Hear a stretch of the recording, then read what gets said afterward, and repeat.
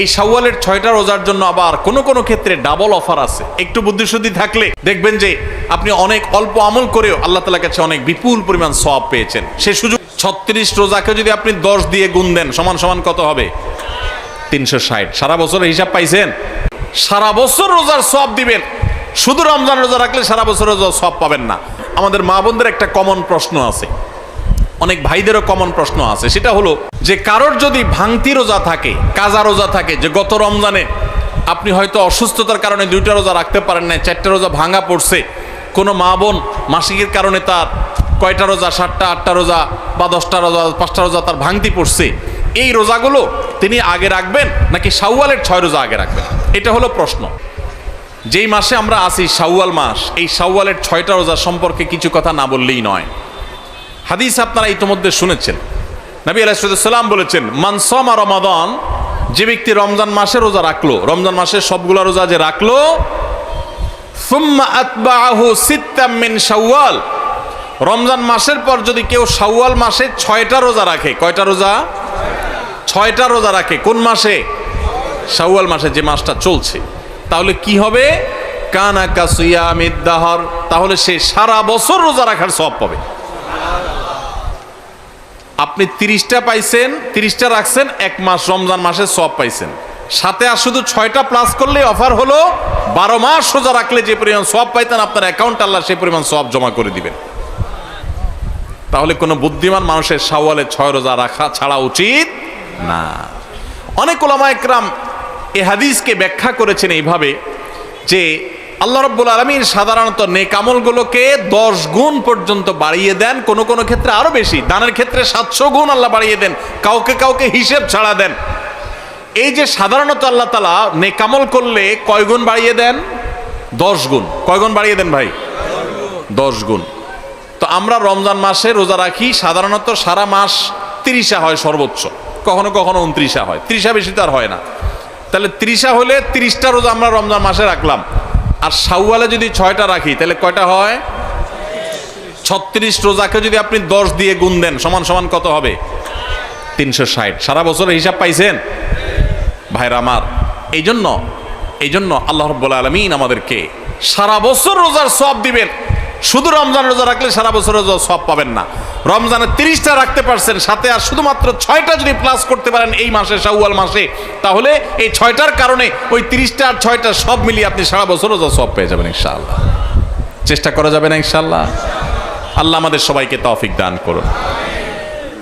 এই শাওয়ালের 6 রোজা নিয়ে আমাদের মা বোনদের একটা কমন প্রশ্ন আছে, অনেক ভাইদেরও কমন প্রশ্ন আছে, সেটা হলো যে কারোর যদি ভাঙতি রোজা থাকে, কাজা রোজা থাকে, যে গত রমজানে আপনি হয়তো অসুস্থতার কারণে 2টা রোজা রাখতে পারেন না, 4টা রোজা ভাঙা পড়ছে, কোনো মা বোন মাসিকের কারণে তার কয়টা রোজা, 7টা 8টা রোজা বা 10টা রোজা 5টা রোজা তার ভাঙতি পড়ছে, এই রোজাগুলো তিনি আগে রাখবেন নাকি শাওয়ালের 6 রোজা আগে রাখবেন?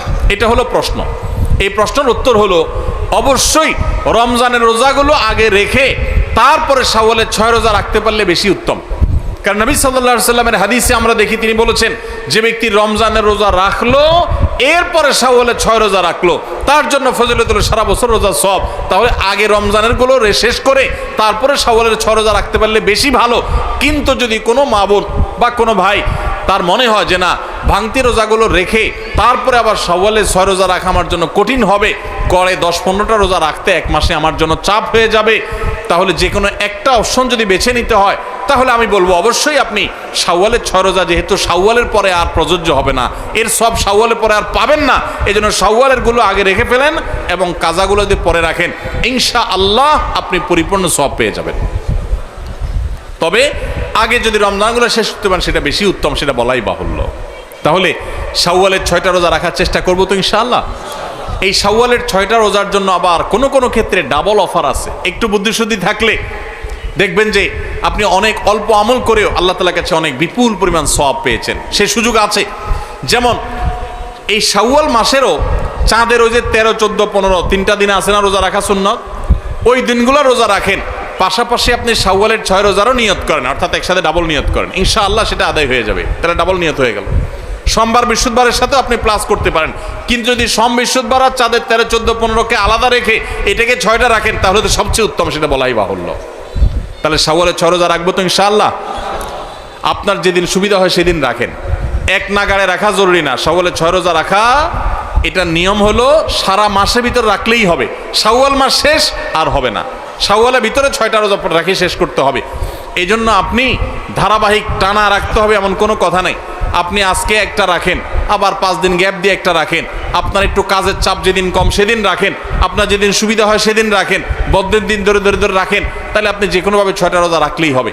সবাই চেষ্টা করবো না ইনশাআল্লাহ? আল্লাহ আমাদের সবাইকে আমলের তৌফিক দান করুন। ভাইরা আমার, তাহলে রমজানের আমলের চেষ্টা, রমজানে ইবাদত, রমজানের নামাজ, রমজানের রোজা, রমজানের তিলাওয়াত, রমজানের দান সদকা, এগুলো শুধু রমজানেই সীমাবদ্ধ নাকি রমজানের পরেও করা লাগবে? লাগবে কি লাগবে না? অতএব মসজিদে রমজানের পরে যেতে হবে কি হবে না? সবাই যাবো তো ইনশাআল্লাহ? আল্লাহর ঘরের দিকে যাবো তো ইনশাআল্লাহ? আপনার লাভ, আল্লাহর কোনো ঠেকা নাই ভাই।